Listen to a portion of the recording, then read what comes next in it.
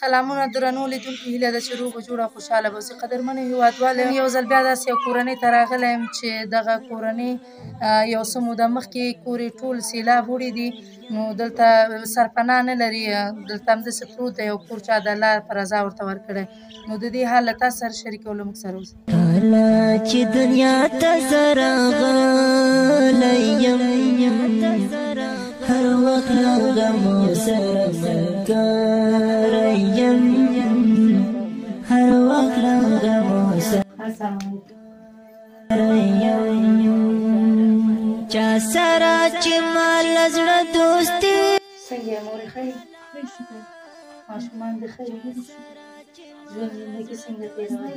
زندګي دغسې ده نو بس مشکلاتونه دي، موږ باندې سیلاب راغی څو موده مخکې، او بس په سړک پراته وو، زه یم نه وم، دا خلک رالل او موږ ته یې چې داسې دي چې موږ کور کې درته واړوو. دلته راغلو دغه شی نه یو او بل همسایګان موږ ته راغلل او ډېره غریبي ده. خاوند مې زه کراچۍ چلوي په ښار کې، کله پیسې کله نه وي، کله ماشومان دا مکتبونو کې دي، هر شی موږ نه غواړي. همدا نن هم د مکتب نه پاتې شو. سبا یې به پرون ورته معلمانو ویلي وه وروره چې کتابونه کتابچې راوړئ، او د کتابچو وسه موږ نه لرو. سبا یې ماله ژړل، ویلې موږ کتابونه کتابچې یو شی قلم زموږ نشته دی، او بس ما ورته ځه پاتې شئ چې نشته دی کوم شی، څه وکړو؟ مجبوري م ده. دغه کار هم ډېر خراب دی. دغه زوی مې مریض دی، وینه یې کمیږي، دغه نسخې دي، دا پرچې دي، دا دوایي ده، شربتونه وس هم نشته دی. بس د یو شربت وسه موږ نه لرو. دا په 100 روپۍ یو شربت دی، دا موږ دې ته نه شو اخیستلی. یو 3 واټې ملايي نه ورکړله او ډاکټرانو وویل چې دې ته صحیح دوا وکړئ چې دا ښه شي ورسره. او اوس موږ د دوا وسه نه لرو چې دا مکتب ته یوه ورځ لاړ شي، چې په دویمه ورځ راشي، بیا وایي خپې مې خوږېږي، بیا خلاړې ما ته په لستونه کې پروت دي او هېڅ نه شي تللی، نه مکتب ته تللی شي. ډېره سخته ده په موږ. موږ غواړو چې موږ سره کومک وشي، زموږ دا مشکل حل شي. دا زموږ کوټه ده، ټوله کوټه موږ په دې یخنۍ ژمي کې موږ په دې کوټه کې پراته یو، دې خوا دې شدارې دا 3 واټې باران وغورځول. باران چې په موږ وشي بس دا خښتې دې وي څمکې ته به پکې بیا راښکته شي. نو ډېره غریبي ده، مشکل هم ډېر دی، ډېر په څه حالات کې موږ دلته پراته یو. بس غریبي هم ډېره ده، قیمتي شوله، حیران چې موږ څه شی وکړو.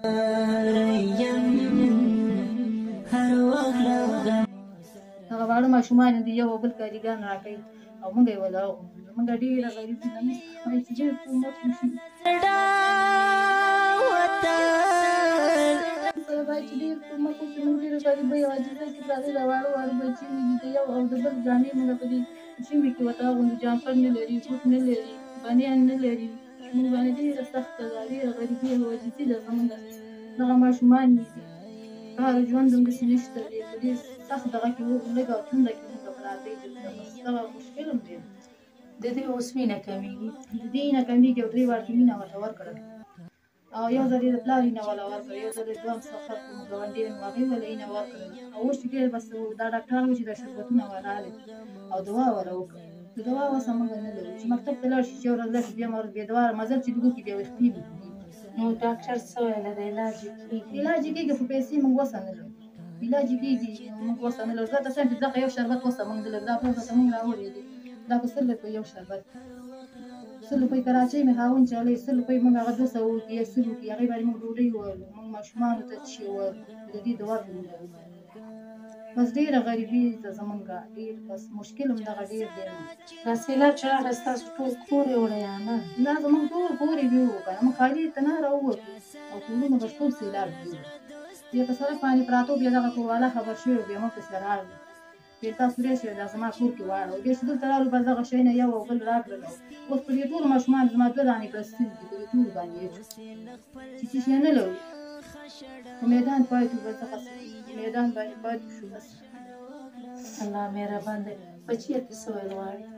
موږ دا غواړو چې مکتب ټول خلک ځي، شخصي مکتب نه، موږ کتابچې او قلمونه نشته دي.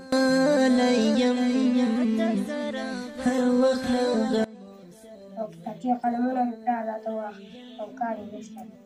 مریض دی، بس دوا وسه نه لرو چې دوی له دوا وکړي، موږ سره کومک وشي.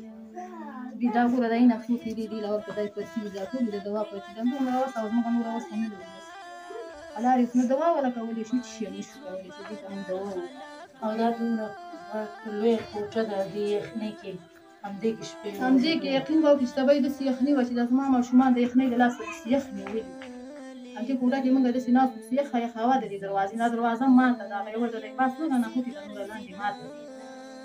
دغه شداره کې بس وخت دې کېده دا شاته دې ګوره دې بالا دې کې وخت باندې کړی دې کې موږ وخت تېرو غریبي د مشکل دی پردې ځای دې سو وس هم نشته دی بس ډېر مجبور دی ډېر غریب موږ سره وایي چې ډېر کومک وشي خلکو نه زموږ ډېر خواهش کوي چې موږ سره ډېر کومک وکړي ډېره غریبي ده قدرمنو هېوادوالو لومړی دې خوا وګورئ دا ځایونه ته دا په څه حال دی دوی د دغه د ژمي شپې ورځې په دې کې تېروي په دومره ډېرو ماشومانو کې او د دوی د کور هم دا مخکې چې سیلابونه تېر شوی وو یو څه موده مخکې نو د دوی هر څه وړی دی او دا هم د الله د رضا لپاره خلک ورته ورکړي تاسو خپله ګورئ او دغه ماشوم هم وینه کموي نو هیله کومه چې له دغه بېوزلو کورنۍ سره مرسته وکړي د دې لاسنیوی وکړي ځکه چې دغه پر موږ او تاسو باندې حق لري هیله کوم چې له دوی سره مرسته وکړي د ګلالۍ ماشومانو لپاره مرسته وکړي نو هیله کومه که چیرې غواړئ مرسته وکړي نو زما د وټساپ شمېره ده 080